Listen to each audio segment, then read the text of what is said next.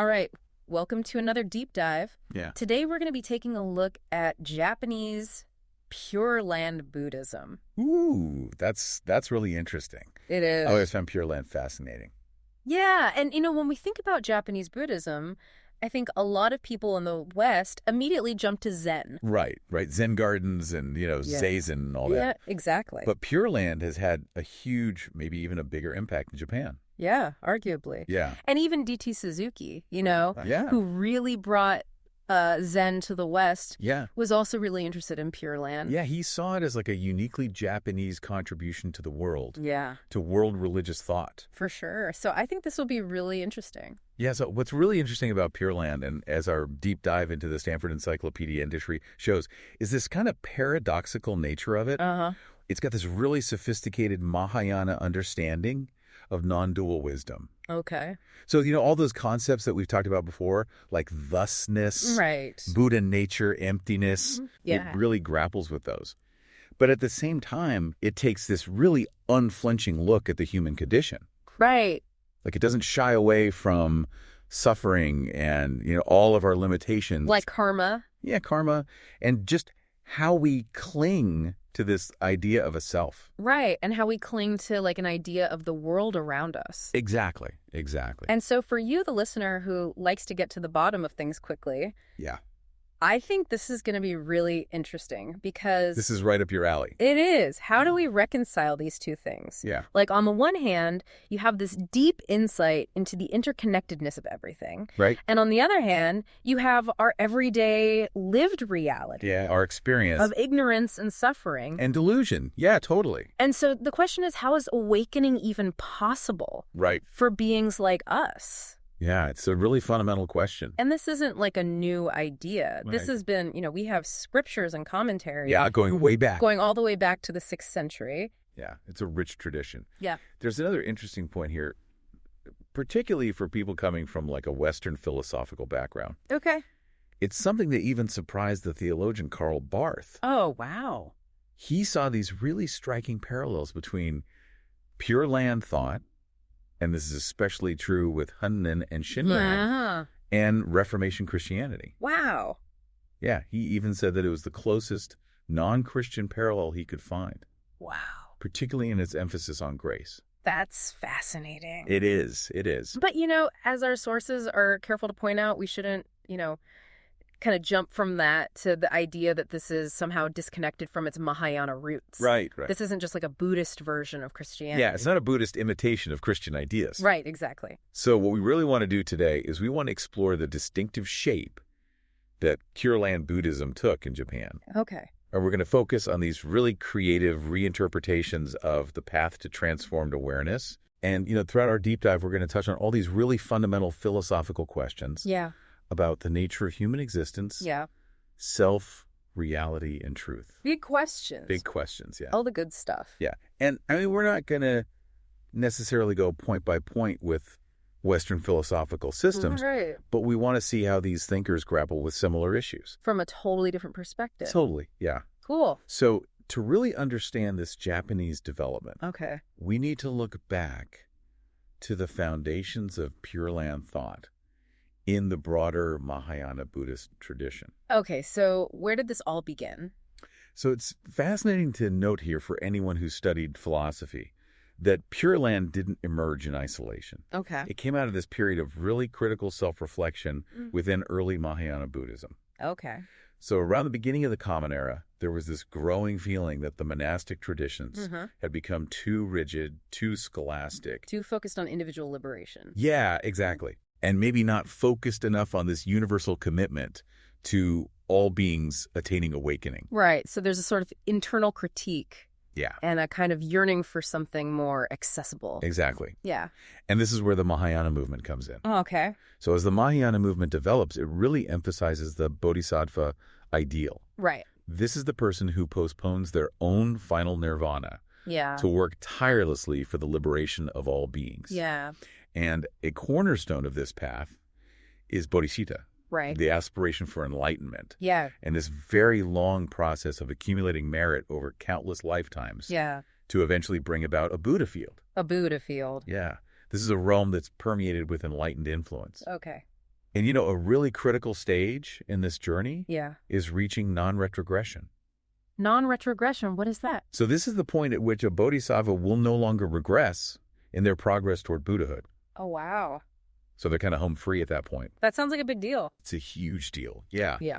But you can imagine that this traditional bodhisattva path, which required vast eons of dedicated practice, Right. felt increasingly challenging. Yeah. You know, especially in a world that was perceived as spiritually declining. Right. And so far removed So far removed. from the historical Buddha. Yeah, exactly. Yeah. So this is where the idea of being born into a pure land Okay. gained a lot of traction Okay. as an alternative and more accessible path. So instead of trying to achieve this Yeah. in a really difficult world, Yeah, exactly. you could be reborn into a pure land. Into a supportive environment Yeah. where it would be much easier to progress. Okay. And that supportive environment really seems key. Oh, absolutely. And this is where the concept of merit transference comes in. Merit transference, what's that? So as bodhisattvas are going through all these practices, Right. they're accumulating huge amounts of merit, Okay. but their motivation is the liberation of all beings. Right. So they don't hoard this merit. Okay. They give it freely to others. Right. And this idea of shared merit becomes crucial for Pure Land thought. And it's interesting, too, because that sort of removes it from being like an individual pursuit. Exactly. Like you're working for the benefit of everyone. It's very much a communal thing. Yeah. Yeah. So it's not just about your own individual enlightenment. Right. Okay. So. And this is also where we get this really expansive understanding of cosmic Buddhas and Buddha fields. Yeah, and that sounds really interesting because we've talked about Buddha fields a bit before. Yeah. And it's a very grand picture of reality. It is. So, yeah, what's going on with these cosmic Buddhas and Buddha fields? So even in earlier Buddhist thought, Right. Sakyamuni's enlightenment wasn't seen as this like singular isolated event. Okay. Okay. But the Mahayana tradition expands this cosmological view. Okay. It says there are countless cosmic Buddhas and bodhisattvas Right. who've already attained enlightenment, and they reside over their own realms. Mm. And they're teaching and liberating beings. Yeah. Our source mentions the concept of a great chiliocosm. Oh, okay. So this encompasses billions of universes, Wow. many of which are Buddha fields where a Buddha is actively teaching. Okay. So our own world, the Saha world, Yeah. is Sakyamuni's Buddha field. Right. But it's characterized by suffering and impermanence. Right. Right. Whereas Amida Buddha, the central figure in Pure Land Buddhism, Right. resides in his own pure land, Okay. a realm of pure bliss and enlightenment. Okay, so it's like this vast landscape Yeah. of Buddhas and Buddha fields and beings being liberated. yeah. And it's ongoing. Yeah. It's this constant process of salvation. Right. So it's not just about like us here in this world. Exactly. It's so much bigger than that. And importantly, for understanding the later development of Pure Land, Okay. Mahayana also transcended this traditional division between monastic and lay practitioners. Okay, so in early Buddhism, Yeah. the monastic life was really emphasized. Right. Oh, absolutely. Yeah. Yeah, it was seen as the optimal path to liberation. Right. But the Mahayana emphasizes that spiritual practice Right. and attainment aren't limited to the monastic setting. Okay. So the Bodhisattva path, Yeah. with its emphasis on selfless action and compassion, Right. can be pursued by anyone, Yeah.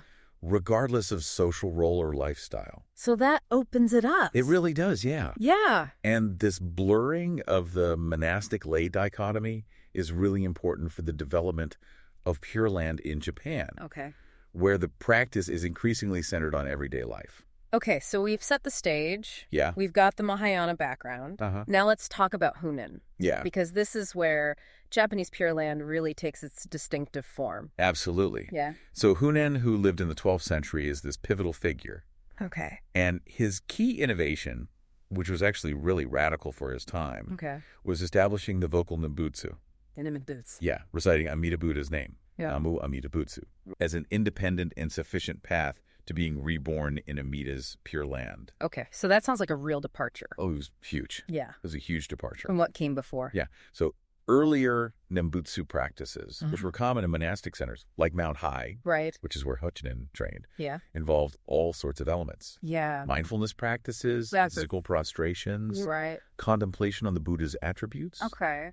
and reciting the names of numerous Buddhas and Bodhisattvas. Right, so it's this whole complex It's a whole big thing, yeah. wisdom. Yeah, there was even this intense constant walking samadhi Wow. that was focused specifically on Amida. Okay. But Hunshin, through a period of deep introspection, Yeah. realized that he was fundamentally incapable of achieving enlightenment Oh, wow. through these traditional means. Yeah, all of that. Yeah, it was just too much for him. Yeah. He felt incapable of fulfilling the rigorous demands of monastic discipline and the intellectual complexities of Buddhist doctrines.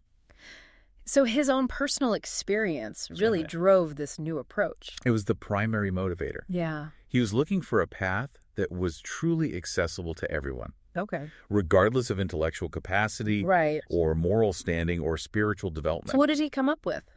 So what he landed on was actually remarkably simple, Okay. at least on the surface. Okay. Simply uttering Amida's name with complete unwavering trust Okay. in Amida's vow to save all beings. Yeah. That was enough to guarantee rebirth in the Pure Land. Okay, so no other practices? Nope. No other, like, intellectual understanding? No deep philosophical study. No striving for moral perfection? None of that. Just this sincere act of recitation and faith.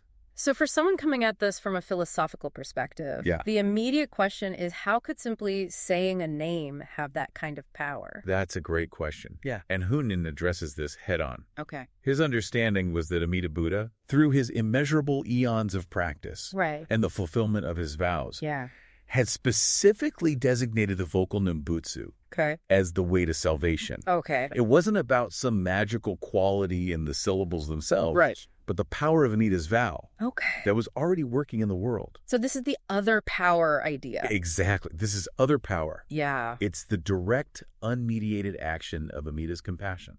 And that's contrasted with self-power. Absolutely, where you're relying on your own efforts. Right. So this is a complete reliance on Amida's work. Okay, so it's not about what we do. Exactly. It's about what Amida has already done. So Hunin founded a whole school based on this. He did, yeah. He's recognized as the founder of the Jidoshu School, Okay. the Pure Land School. Yeah. And he lays out his teachings in this seminal work, Yeah. the collection on the Nembutsu, selected in the Primal Vow. Wow, that's a mouthful. Yeah, Senchaku Hongan Nembutsushu in Japanese. Okay.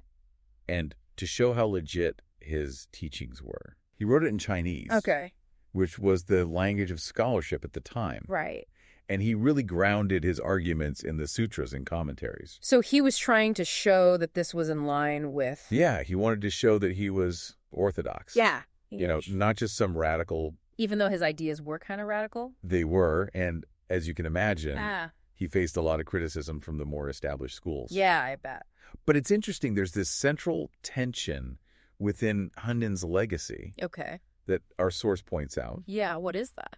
And it's the relationship between reciting the Nembutsu Okay. and having wholehearted trust in Amida's vow. Okay, so you've got to do both. Well, that's the question. Like, how are those two things related? Okay. So Hunin himself saw them as interconnected, Okay. like two sides of the same coin. Yeah. But his disciples, Mhm. when they tried to put this into practice, Right. they emphasized one or the other. Okay. So some disciples focused on the continuous recitation of the Nembutsu Okay. as an expression of gratitude Yeah. for Amida's compassion. Okay. Others emphasized the absolute necessity of Yeah. Shinshin, Right. unwavering faith, Right. sometimes to the point of downplaying recitation. Okay.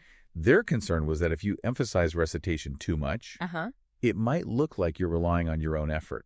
Right. That's self-power. Exactly, which undermines the whole point of other power. Right. Shinin himself tried to navigate this. Yeah.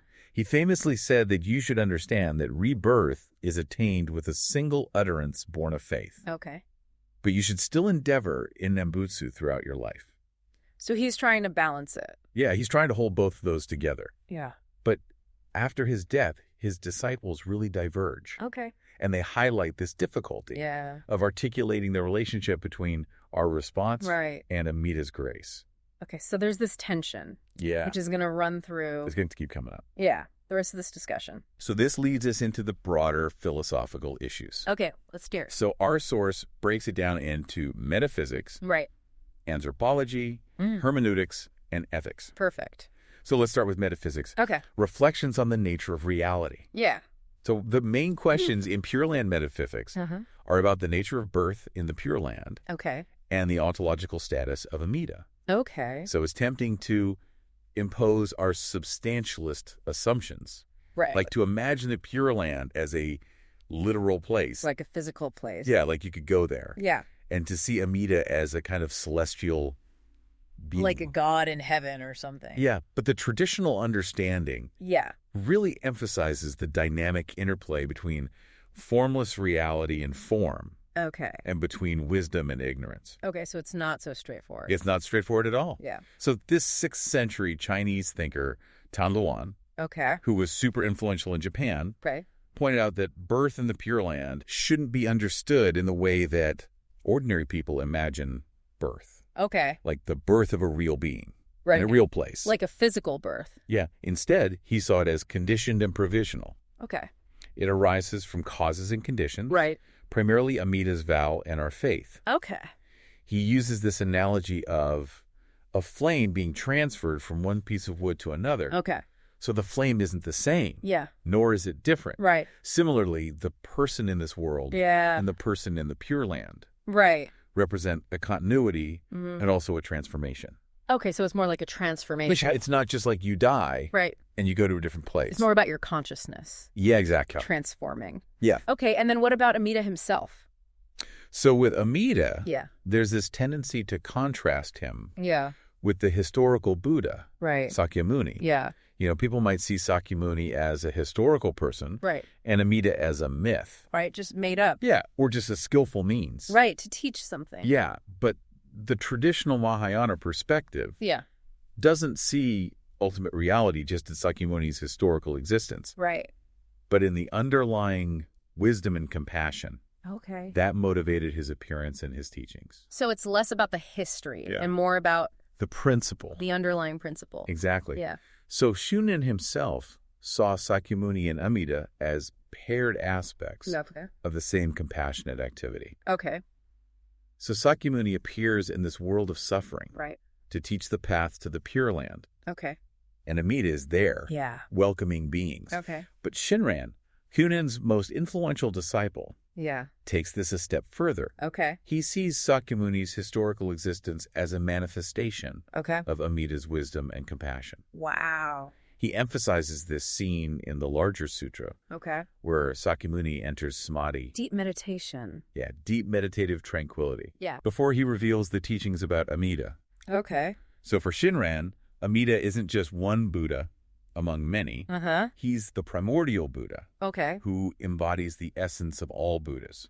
So Sakyamuni is almost like an emanation. Exactly. He's like an emanation of Amida. Wow. So Shinran even uses this term jinen, Jinen. yeah, which can be translated as naturalness or spontaneity, Okay. to describe the inherent working of reality towards liberation. Okay. So this affirms that Mahayana idea Yeah. that samsara is nirvana. Right. They're not two separate things. Exactly. They're not. Yeah. And the goal of the Pure Land path Yeah. isn't just to escape this world, Okay. but to awaken to this interconnectedness Right. and engage in compassionate action. Yeah. Okay. Thinkers like Shuko and Shinran even suggest Yeah. that this potential for awakening is everywhere. Okay. It's even in inanimate objects. Wow. So, philosophical concepts like emptiness, Yeah. which are so central to other Mahayana schools, Right. like Madhyama. Right. They're not as emphasized in Pure Land. Okay, that's really interesting. It is. Yeah. So we've got this metaphysical framework. Oh. Let's move on to anthropology, Right. the understanding of human existence. So a central concept here Yeah. is deep mind or jishin, Okay. which comes from the Chinese master Shandao. Okay. And Shandao says that deep mind has two aspects. Okay. The first is this profound belief in our own inability Okay. to achieve liberation through self-power. Right. There we're foolish beings burdened by karma. Okay. The second aspect, Yeah. arising simultaneously, Okay. is this deep and trusting in Amida's vow. Okay. So it's both at the same time. It's both at the same time. Yeah. So recognizing our limitations Yeah. and trusting in Amida's compassion, Right. they go hand in hand. Yeah.